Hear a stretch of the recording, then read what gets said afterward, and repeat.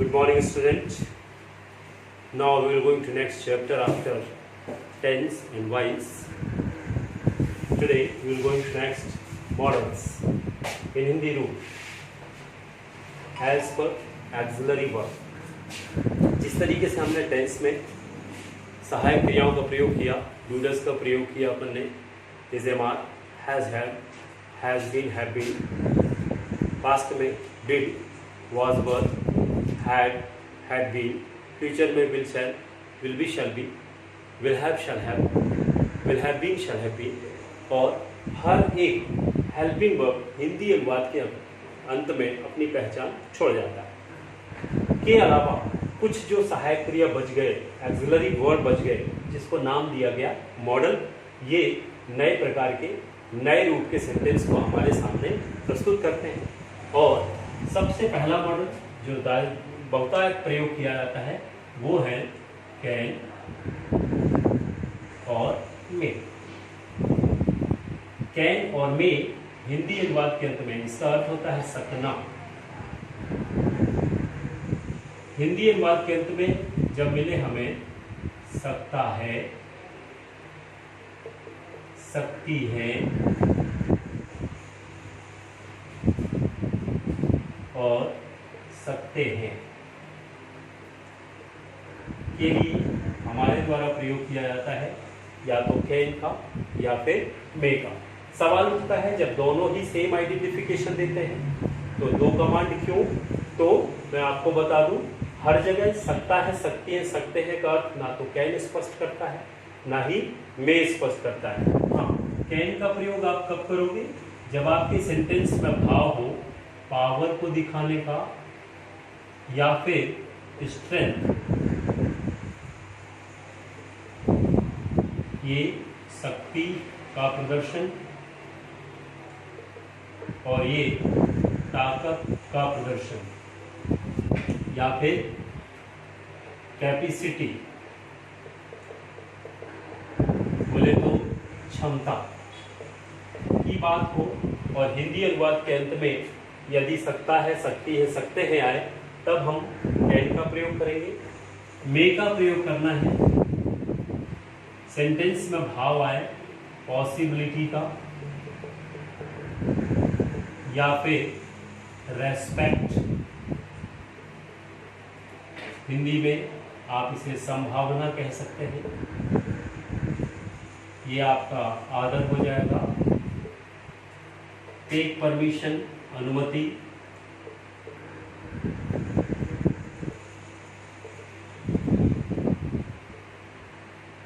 और पोलाइटनेस, नम्रता, अनुमति, संभावना और आदर का भाव स्पष्ट करना हो। हिंदी अनुवाद का अंत यदि सकता है, सकती है, सकते से हो तब हम मे का प्रयोग करते हैं। शक्ति, ताकत और क्षमता बताना हो, हिंदी अनुवाद का अंत सकता है, सकती है, सकते से होता हो तब हम कैन का प्रयोग करते हैं। पॉजिटिव का आपका फार्मूला होगा सब्जेक्ट प्लस कैन या मे प्लस V1। ध्यान रखिएगा, मॉडल जो भी आएंगे मेन वर्ब का आपको फर्स्ट फॉर्म प्रयोग करना है। मॉडल के साथ यदि हैव हो तो मेन वर्ब का थर्ड फॉर्म लेके चलेंगे। तो V1 ऑब्जेक्ट ऑब्लिक RP। मैंने यहाँ एक सेंटेंस लिखा, वह मेरे साथ चेस या शतरंज खेल सकता है।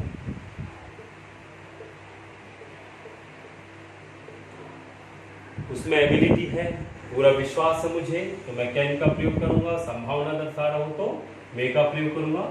यहां हो जाएगा ही can play chess with me.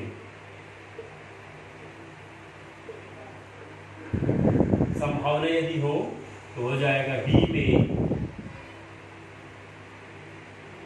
Play chess with me. ये तो बात हो गई हमारे एक्टिव वॉइस की।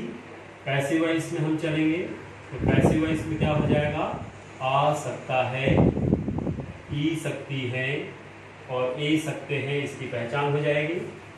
फार्मूला बनेगा आपका, पहले ऑब्जेक्ट आएगा, कैन या फिर मे आएगा, बी लिखेंगे, V3 आएगा, बाय आएगा, सब्जेक्ट आएगा और लास्ट में आरपी। इसी सेंटेंस को यदि हम बना दें, वह मेरे साथ शतरंज खेल सकता है, शतरंज उसके द्वारा मेरे साथ खेला जा सकता है, शतरंज उसके द्वारा मेरे साथ खेला जा सकता है। जा का आ और सकता है, यहाँ हो जाएगा ट्रांसलेशन, चेस कैन या may be played by him with me. Negative आप बनाएंगे तो नॉट यहां प्रयोग करेंगे, नॉट का प्रयोग बी के पहले, तो ये हो जाएगा chess can not be played by him with me, can chess be played by him with me, can chess not be played by him with me, why, when can chess be played by him with me, why can chess not be played by him with me। इस तरीके से आप can में का present में सकता है, सकती है, सकते हैं, एक्टिव के सेंटेंसेस और पैसिव के सेंटेंसेस का निर्माण कर सकते हैं, प्रयोग कर सकते हैं। इसका यदि बाकी फार्मूला देखें तो कैन में के तुरंत बाद आपको नॉट प्रयोग कर देना है, जैसे आपने प्रीवियस चैप्टरों में प्रयोग किया। He can play chess with me, he can not play chess with me, can he play chess with me, can he not play chess with me, when can he play chess with me, why can he not play chess with me। इस तरीके से आप can में का प्रयोग बखूबी सकता है, सकती है, सकते हैं वाले सेंटेंसों में कर सकते हैं और इन सेंटेंसों का प्रयोग बोलने में, पढ़ने में, लिखने में और सुनने में आसानी से हमारे द्वारा किया जा सकता है। इसके बाद कैन और मे का पास्ट फॉर्म में ले चलूं तो वो हो जाएगा हमारा, कैन का पास्ट फॉर्म होता है कुड और मे का पास्ट फॉर्म होता है माइट। तो आपको ध्यान देना है, पहचान पास्ट का होगा और पास्ट के ही विचारों का हम ट्रांसलेशन सीखेंगे, लेकिन ये ऐसे कामों को बताएगा जो पास्ट में समाप्त हो चुका है। तो कैन का पास्ट फॉर्म हमारा हो जाएगा कुड, मे का पास्ट फॉर्म हमारा हो जाएगा माइट। माइट केवल ये पास्ट में संभावना भर दर्शाता है, बाकी कैन जो भी अपना भाव बताता है वो सारे भाव पास्ट में कुड स्पष्ट करेगा। तब हमारी पहचान होगी, या तो हिंदी अनुवाद के अंत में आएगा सका, सकी, सके, या फिर आ सकता है सकता, सकती एंड सकते। और ऐसे वाक्यों का ट्रांसलेशन कुड और माइट मॉडल के माध्यम से हम स्पष्ट करेंगे। टेक्निक सेम है, सब्जेक्ट प्लस कुड या फिर might plus V1 plus object oblique RP. तुम वहाँ अंग्रेजी बोल सके।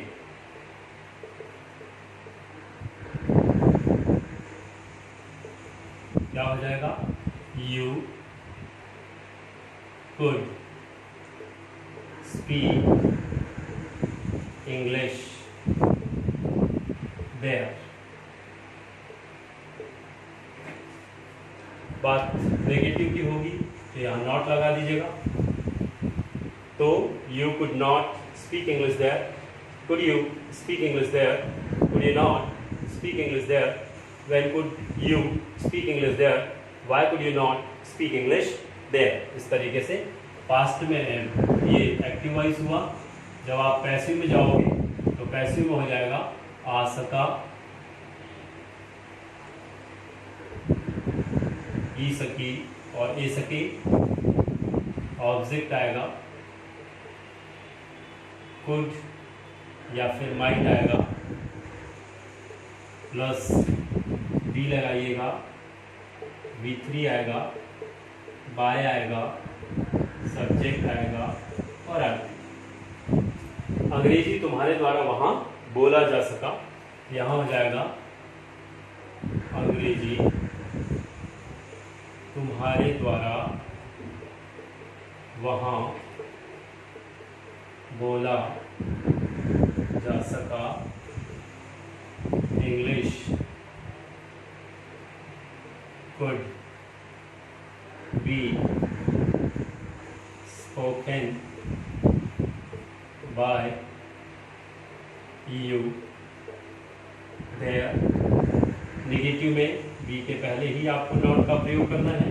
तो English could not be spoken by you there, could English be spoken by you there, could English not be spoken by you there, when could English be spoken by you there, why could English not be spoken by you there. इस तरीके से आप इसके भी फार्मूले की practice कर सकते हैं। फिर ये हो गया पास्ट का फॉर्मेशन। लास्ट हम देखेंगे फ्यूचर। तो फ्यूचर में पहचान जो होगी सकता होगा, सकता होगा, सकती होगी, सकते होंगे, या फिर आता है सकेगा, सकेंगी और सकेंगे। ध्यान दीजिएगा, ये सकता, सकती एंड सकते।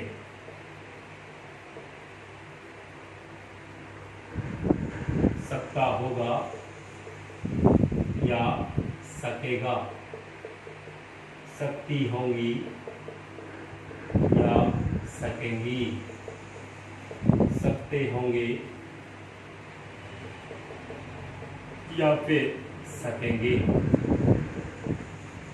This is future. कब के लिए क्या करना है आपको,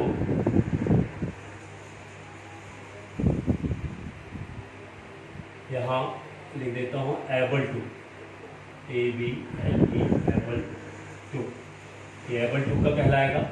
तो ये हो जाएगा will, shall plus be, will shall be plus able to.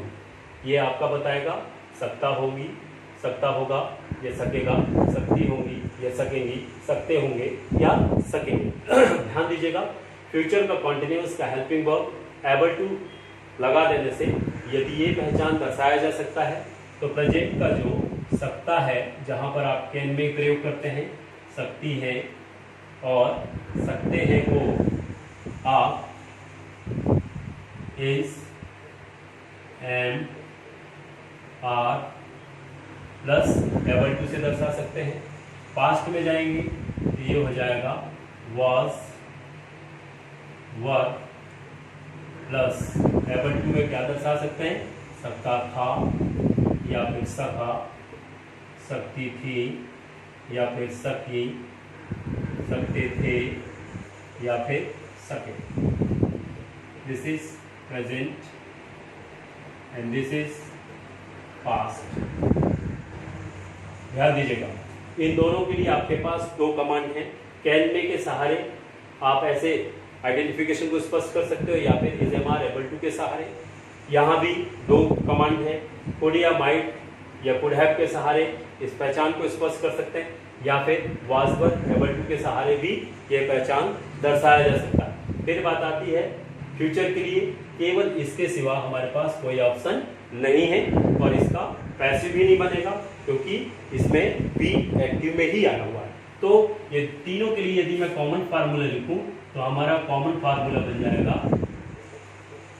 पहले सब्जेक्ट लिखिएगा, यदि प्रेजेंट में एबल टू लगाना है तो is am are,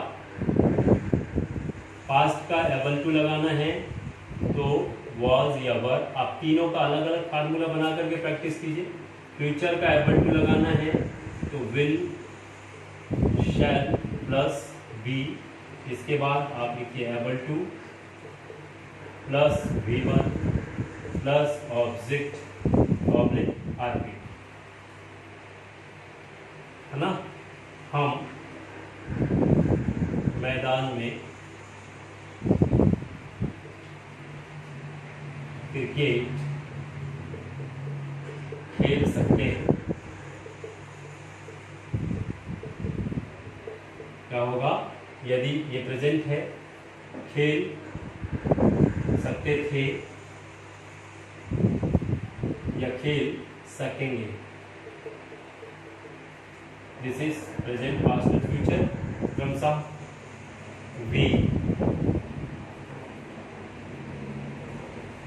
we are able to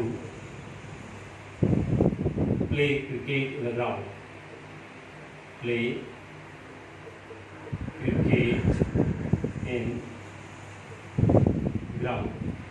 यहाँ पर was, we were able to play cricket in ground. We shall be play cricket in ground। यहाँ प्रेजेंट ये बताएगा, पास्ट ये बताएगा और फ्यूचर ये बताएगा। नेगेटिव जब बनाना हो तो नॉट का प्रयोग यहाँ करना है और फ्यूचर में नॉट का प्रयोग आपके द्वारा यहाँ किया जाएगा। इस तरीके से सकना या सकता तीनों टेंसों में इन फार्मूला के आधार पर इन विचारों का ट्रांसलेशन बड़ी आसानी से आपके द्वारा किया जा सकता है। फिर एक लास्ट पार्ट देखेंगे हम इसका, और वो होगा सकता था, सकती थी और सकते थे के पहचान को कौन सा कमांड स्पष्ट करेगा। तो उसके लिए हम ये सकता था या सकना का लास्ट पोजीशन क्लियर करेंगे और उसके लिए कमांड होगा कुड प्लस हैव। ये बताएगा सकता था, सकती थी और सकते थे। कोई काम कर सकता था, नहीं किया, नहीं कर सकता था, किया, क्या कर सकता था, नहीं किया, क्या नहीं कर सकता था, किया। इस तरीके के विचारों का ट्रांसलेशन कुड हैव मॉडल के माध्यम से हम स्पष्ट करेंगे। सब्जेक्ट आएगा, कुड आएगा, हैव आएगा, V3, ऑब्जेक्ट आएगा, इसके बाद आरपी।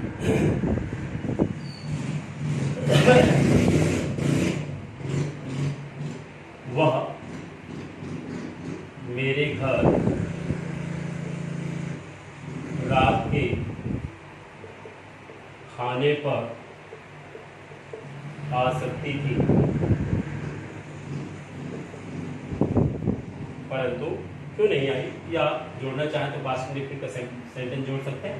मेन सेंटेंस आपका यही है, ये हो जाएगा she could have come my house for dinner. रात के खाने को अपन क्या बोलेंगे? डिनर। ध्यान दीजिएगा, सब्जेक्ट लिया, कुड लिया, हैव लिया, V3 कम के कम, फिर ऑब्जेक्ट लिया, देन आरपी।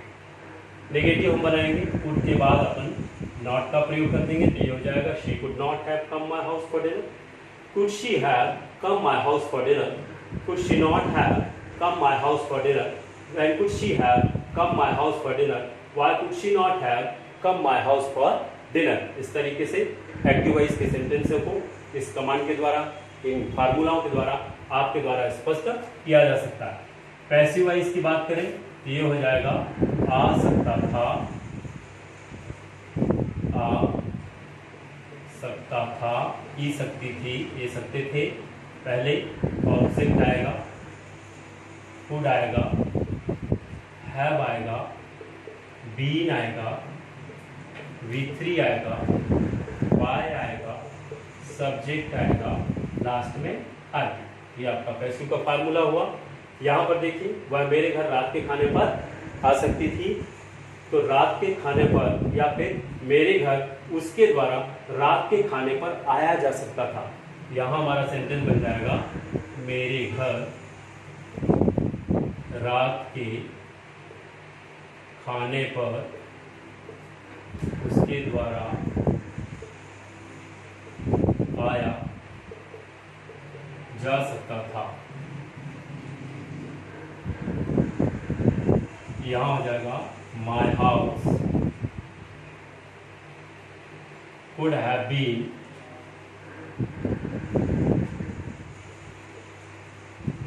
come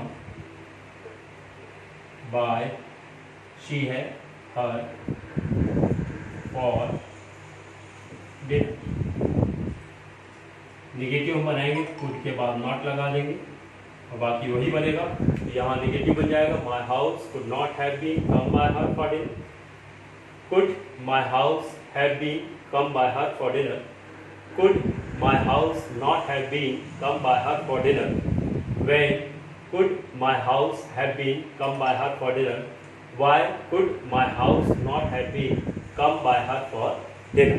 इस तरीके से आप सकना वाले मॉडल का विभिन्न प्रकार की प्रक्रियाओं से अलग अलग विचारों को अलग अलग कमांड के माध्यम से, अलग अलग हमारे एक्सिलरी वर्ब के माध्यम से आसानी से स्पष्ट किया जा सकता है और इसमें कॉन्फिडेंस ऐड किया जा सकता है। इन विचारों को आप बोल भी सकेंगे आसानी से, इंग्लिश में आप पढ़ भी सकेंगे, लिख भी सकेंगे और सुन भी सकेंगे। हर एक फार्मूलाज का मैक्सिमम सेंटेंस की प्रैक्टिस कीजिए, then you will getting a good result and you are fully confident about this concept. नए वीडियो में नए मॉडल एक्सिलरी वर्ब के साथ मैं फिर प्रेजेंट होगा। तब तक के लिए bye bye, good day, see you tomorrow.